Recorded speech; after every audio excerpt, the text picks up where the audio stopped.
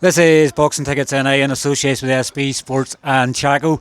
I don't know what I've let myself in here for in advance, so none of our interviews are ever scripted, but obviously, I'm not sure, I think it was Owen actually said today, here can me and Connor do one together, so I guess everybody's going to see the banter these two get up to, so apologies for anything in advance, but 5 weeks out now, obviously the date's been changed, the venue's been changed, TG4's involved. I think that's what was sort of announced yesterday. Obviously, going to start with you, Owen. Owen Duffy obviously called you out. Obviously, after obviously your last fight in TG4, is this sort of the reasoning behind this fight obviously happening? Yeah, Duffy came up to me after the fight and said that he called me out and he didn't mean no disrespect. So and then it's for a Celtic title. So I think it's about time we both got a shot at the title as well, do you know what I mean? And we're both signed with Mark, so it's an easy fight to make too, do you know what I mean?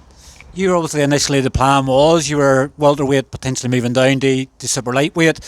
But I guess when an opportunity like this comes, they obviously fight for your first belt. And I think it's your 10th pro fight as well. It's probably just one of them you just couldn't turn down. Yeah, well, the plan is still to move down weight, but I think Mark tried to get it for the Celtic welterweight title, but the board didn't pass it, so we had to do super welter. So it's an opportunity I couldn't pass, you know what I mean? I guess obviously your last two fights, I've sort of said they've been your best.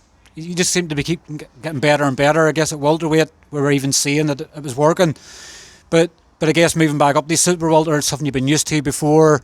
I guess it makes camp easier as well, knowing you're not having to lose, maybe having to put on a bit of weight now again rather than taking it off. he's not insane, but no, I'll actually probably still weigh in later than super welterweight. But we knew this was coming. We definitely knew it. I knew we planned it. We better bring Connor in because he's feeling a bit left out. But I guess you're probably over. Obviously, the draw. Obviously, last time out, you obviously had a week away in France. Is it just that lifestyle on, hasn't he? He's always away somewhere. But I guess you draw a line obviously under your draw. I know you were sort of very critical after it felt like a defeat. How's obviously it been since? It's sort of just erase it from the memory and just get back to winning ways? Yeah, that's it. Just erase it from the memory, like you says.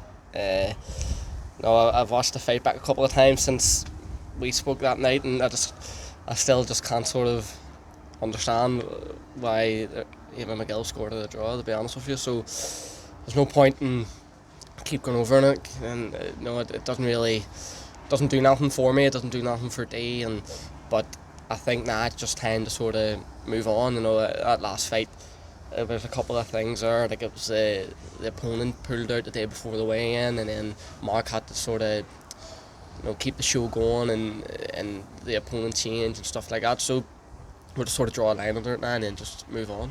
I guess it's a good experience sort of they have as well. I'd sort of said to you afterwards, look, it's a draw, it's not the worst scenario, it's a good experience as well. Obviously that guy is going to take people's records, he's going to obviously upset people as well. He's not there to mess about.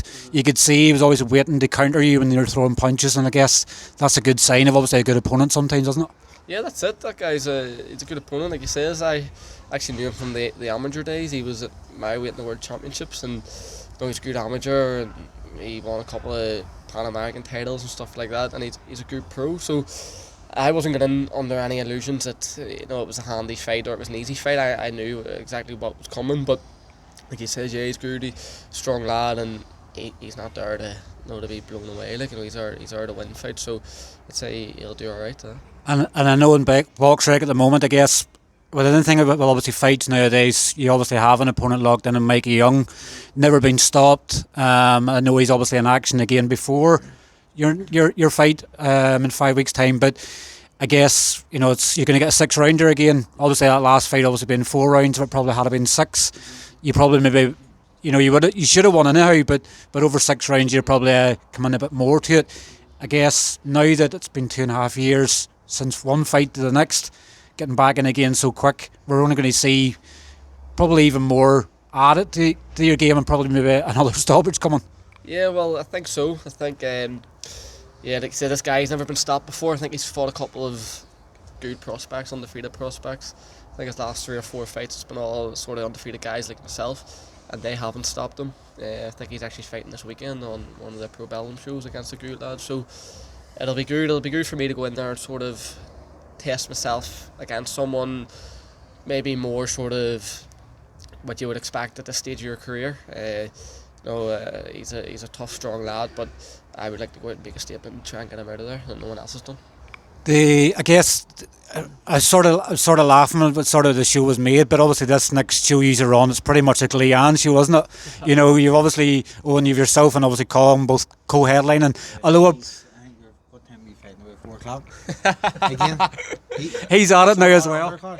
Again? Yes, Again? listen, Go say it a minute. I'm on Owen's on the card. You know, he's going to be 10 though. But it probably merely feels probably more like you're going to be headlining because it's pretty much around the corner from your house in the Gurwood Community Hub. But obviously Colm's obviously there as well. He's obviously defending his belt for the first time. But I guess that goes to show you the talent you have here in Gleon, that the threes are obviously going to be fighting on the one card. Yeah. Exactly. Colm has a hard fight there as well. What's your 9-1, isn't he? So yeah, nine with one draw. Right. Isn't it? Or is it one defeat? So early on. It's a hard fight for Colm as well. I think all three of us we've been putting in the work. Do you know what I mean? Me and Connor sparred the other day, so we've been all putting in the graft and ready to show them what the crack is. You know what I mean? I'm guessing obviously you're going to have quite a majority of the tickets. Obviously it's a walking distance for a lot of people. You know, it's only pretty much around the corner from Solitude as well, so people will be able to finish. Obviously if Cliftonville are playing at home that day, it may be playing on the Sunday that week, so the celebration starts with you obviously on the Saturday night. Yeah, right through this Sunday. Yep, definitely be a mad weekend, won't it? But I guess another one of your stablemates, obviously Paddy McCrory. He's obviously finishing off his final spar there as well. You've probably both looked up to Paddy, obviously, in the fact that he's came through the sort of same circuit. You're sort of having to come through now in the small hole circuit, but obviously in 8 days' time, obviously fighting for the ABO light heavyweight belt. I guess that's an inspiration for the two of you to obviously watch Paddy, you know, perfecting everything and obviously giving you the blueprint of where you want to go. Yeah, definitely. Big Paddy's the most down to earth guy you can meet. So flipping, yeah. That's it. 100%. We're away over to Frankfurt on Wednesday. This Wednesday coming to watch him. So buzzing, delighted. I was actually going to Frankfurt that date anyway. Me and my girlfriend, her family live over there, so we were going, and Paddy let me know then that he fighting for a world title the same weekend, so it's unbelievable. And I just hope maybe you come back with a belt and the win and a few quid in his pocket, he'll start buying lunch for once. You know? Paddy not buy lunch at all? Paddy actually gets a discount in the restaurant we go to, and he never buys it, but he'll take our card and go up and let Onnie spend it to get you the discount. That's the best he does. He's dirty man. Like. It's normally Owen gets us like, I believe there's a story this morning for breakfast. What was the crack with Owen this morning? That's it. It was Owen's turn to buy breakfast this morning, so he says to me, "Come on, we'll go and get breakfast." And he parked really far away from the restaurant. I said, "It's not like him to do this. Why is he parking so far away?" 10 minutes down there, we get in, got up to the till. He says, I left my wallet in the car. Do you want me to run back out and get it? No, and it was going to take 10-15 minutes. I says, "No, listen, I'll get it again today. You can get next month." Is there any truth in this, Owen? Is there? Dog eat dog out there. You know what I mean? You gotta do what you gotta do. You know what I mean? I guess a good thing that people seeing is, you know, the banter that used to play off. Obviously, I had Carl and Jared on before, obviously in the last Colin card in the build up. But the banter and the buzz that you have in the gym, I guess it's good that people can sort of see us in an interview because it's not all hard work. You obviously have to have the laugh and the jokes along the way as well because let's face it, boxing's a brutal sport. If it's all just boxing, it's boring. So you have to have a camaraderie. If I'm pronouncing words right, but that's obviously crucial to obviously any camp, and I guess it shows why you're so successful in Gleon because you're just one close knit family. Yeah, exactly what they say there. You have to have a bit of crack, you know what I mean? But there's hard work there too, you know what I mean? That's it. Like I've done it all through the amateurs. You know, you're away with different teams and stuff, and if you didn't have the bit of downtime, it would be impossible to keep doing it. Like, you know, it's like we're out in the morning from 8 in the morning sometimes. You know, you're maybe not getting into 2-3 p.m. You're just out training and refueling and going to your second session. Coffees. Spending diesel money. He hasn't drove once this week. And he passed his test now as well, and he's not.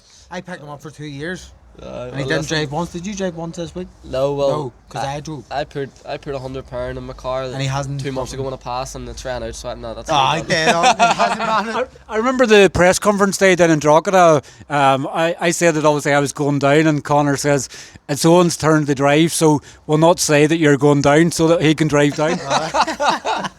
He doesn't drive nowhere. He's got like 6 cars. I'm a taxi man. Exactly. I drive everywhere. And I remember the antics on the way back as well. I was getting the fingers, and he's kept overtaking me and everything else. What was it called? I think it was called the sheep shagger at one stage as well. Through one of the videos. That's exactly what you are, Marty. You know what I mean? That's right, yeah, he was driving his granny's car too. There was alarms and all, I was telling him to slow down. It was a 1.1. We're not about. But I guess obviously, Owen, for yourself, obviously your first major title, obviously as a pro, obviously winning in 5 weeks' time. I guess probably would you have expected it sort of to come so early on, sort of in your career, because you didn't have a lot of amateur fights, but you sort of expected that you were going to have a Celtic title fight so soon? I'm not sure. I think it's came at the right time, like definitely. If I were, well, I obviously think I'm going to win the title. This is the first thing I've won in boxing. Like I didn't win any titles as an amateur, so when I win this Celtic title, it'll be the first thing I've actually won as a boxer since I've boxed amateur and pro. So it's a big thing for me, and it'll be a dream come true. And I guess obviously the next thing will then be you getting a belt, because obviously Murph already is a belt. Paddy's obviously going to win the belt next week. Owen potentially going to win the belt as well. So it'll be your turn next then.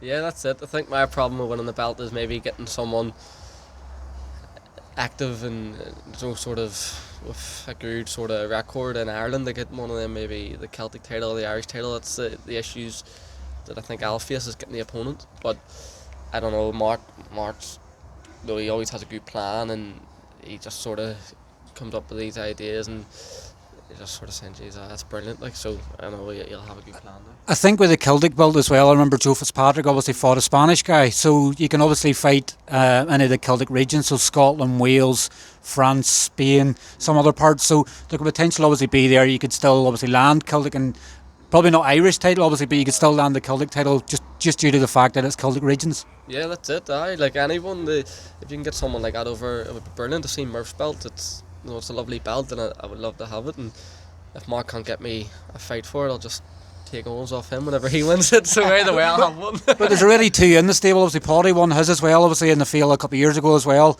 Owen obviously landed the 3rd one. Then they might as well just call us a Celtic. The BUA Celtic. We're all going to get the same boxing boots. He has a pair of black Nike boots. Paddy got them, and Arn and our fella trains with us, and I'm going to get them. So we're all going to be wearing the same boxing boots. So we may as well. It's by the time you win a title, then we're man. Well, listen, I'm only 24, so I hope to win my first title before I'm 32, like some other people. Do you know that Paddy in the interview this morning tried to claim he was 24? Did he? Oh, Jesus. I asked him obviously what is it, but the over 30s are obviously having so much success recently in boxing, and he goes, I wouldn't know what you're on about, I'm only 24. You should have said, well, lift your hair up a wee bit, let's see that hair line. He meant 42. He meant 42. But I guess probably, is this going to be the last outing for the 2Es this year? The Colin Bill's always been announced. With your show being brought forward a week, is there, because I know you've done it before, obviously you fought in the Devonish, and then a couple of weeks later you fought in the Ulster Hall. Is there potential, obviously, has there been any talks? I guess you're focused on the 19th of November first and foremost, but is there maybe potential in the 2Es to go on the Colin Bill? Jeez, I would love Probably it. more for you than anything, because... Well, I suppose...